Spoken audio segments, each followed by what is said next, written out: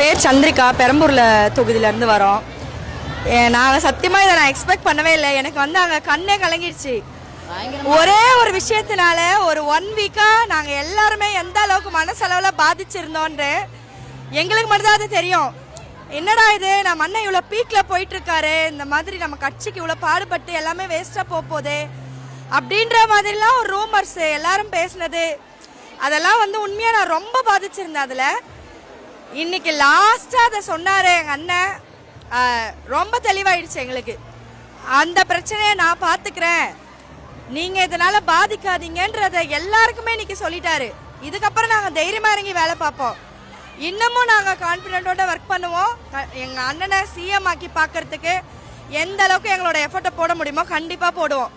அவர் கொடுத்த வாக்குறுதி எல்லாமே கணக்கு பார்த்து நம்மளால முடியுமா, முடிஞ்சதை மட்டும்தான் வாக்குறுதியா கொடுக்கணும்னு நினைச்சு அதை ஒரு கரெக்டான ஒரு சென்செக்ஸ் எடுத்து கொடுத்துருக்காரு. எவ்வளோ ஒரு மிடில் கிளாஸ் ஃபேமிலியோட வழி தெரிஞ்சா அவர் இந்த முடிவுக்கு வந்திருப்பாரு. எலெக்ஷன்ல வந்து நின்று ஜெயிச்சு எல்லாருக்கும் ஒரு நல்லதை பண்ணணும்ன்றது மட்டும்தான் அவரோட மோட்டிவ். ஸோ கண்டிப்பா ப்ளீஸ் எல்லாருமே டிவி கேக்கு ஓட் பண்ணுங்க. பர்சனலை தூக்கி ஓர வைங்க, அதை அவர் பார்த்துப்பாரு.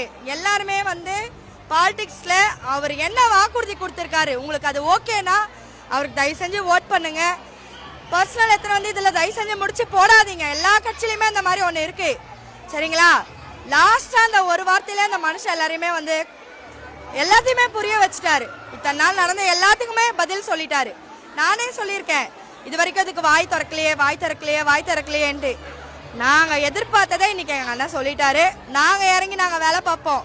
பேசுறவங்க 1000 பேசட்டும். 2026ல நாங்க தான், எங்க அண்ணன் தான் சிஎம். அதுக்கான எஃபர்ட்டை நாங்க முழுமையா போடுவோம்.